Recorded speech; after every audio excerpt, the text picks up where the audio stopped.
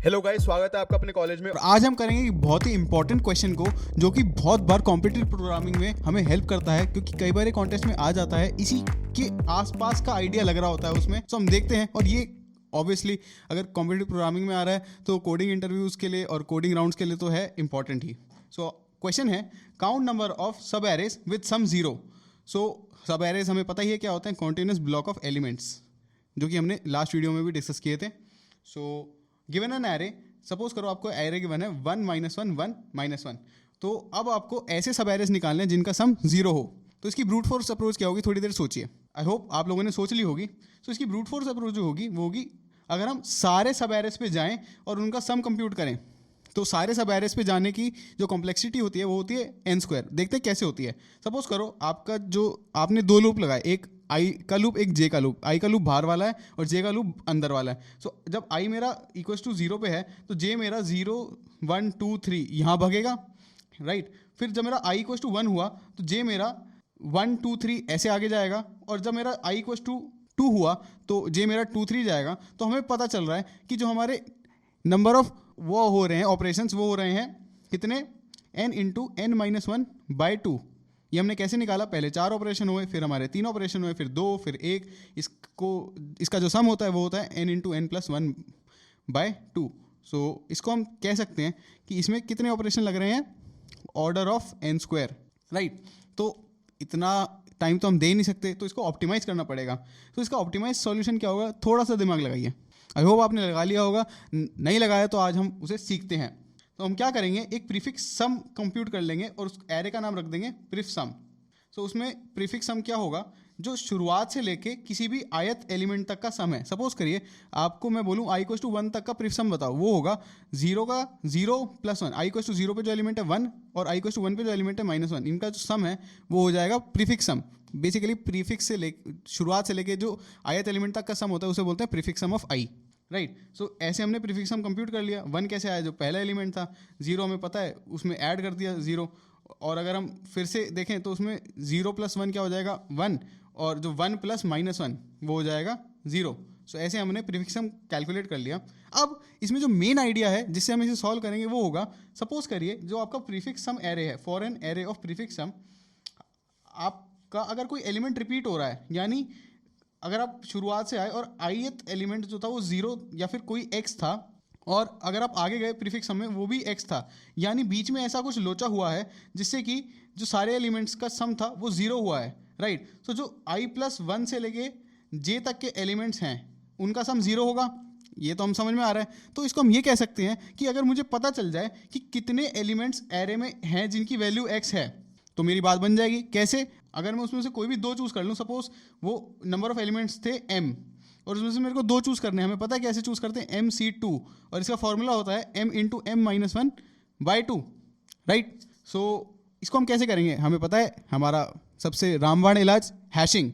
सो hashing से हम क्या करेंगे, प्रीफिक्स हम निकाल लिया और हैश कर दिया इनको। हैश मतलब कि इनकी फ्रीक्वेंसी ++ कर दी।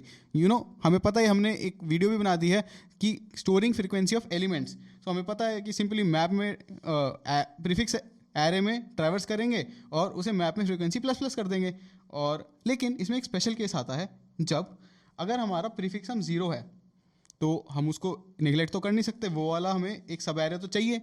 तो उसको हम बोलेंगे कि ठीक है, अगर मेरा जो की है वो 0 है तो उसे भी इंक्लूड कर लें। तो आई होप आपको समझ तो आ गया है, फिर भी एक बार इसकी अप्रोच समझ लेते हैं क्या है। समझ लिए हमने, थोड़ा रीड मारते हैं। So we have to map prefix sum to a map, हमें पता है। For every key choose 2 values from all the occurrences of particular prefix sum, वो हमने MC2 में निकाला था, राइट। देन स्पेशल केस हमने डिस्कस कर ही लिया, जब प्रीफिक्स सम 0 है तो हमें उसे भी कंसिडर करना है। So let's code it guys. So हम सबसे पहले n ले लेंगे, int n sin n। Then हम एक कंटेनर बना लेंगे वेक्टर का ऑफ साइज n, जिसमें कि हम इनपुट ले सकें rep I 0 n sin ai। Then हम एक मैप रखेंगे काउंट का, जो कि हमें बताएगा कि काउंट ऑफ प्रीफिक्स सम्स जो हम कंप्यूट करेंगे वो क्या है। और इनिशियली हम प्रीफिक्स सम एक वेरिएबल बना लेंगे, उसको हम 0 से इनिशियलाइज कर देते हैं। देन हम एरे में ट्रैवर्स करेंगे और जो हमारा प्रीफिक्स सम है उसके काउंट को अपडेट कर देंगे। सो प्रीफिक्स सम जो एलिमेंट होगा बेसिकली वो हो जाएगा आफ्टर ईच आइट्रेशन। उसमें जब हम AI ऐड कर देंगे तो शुरुआत से लेकर ith एलिमेंट तक का सम मेरे पास आ जाएगा और उसे मैं काउंट मेरे मैप में प्लस प्लस कर दूंगा। देन हम एक आंसर रखेंगे, answer equals to 0 and then हम सिंपली आंसर कंप्यूट कर रहे होंगे अपने मैप में आइट्रेट करके। सो आइट्रेट हम कैसे करते हैं, आइट्रेटर बना के। हमने पहले भी एक वीडियो बना रखी है कि आइट्रेटर्स कैसे बनाते हैं HTL के।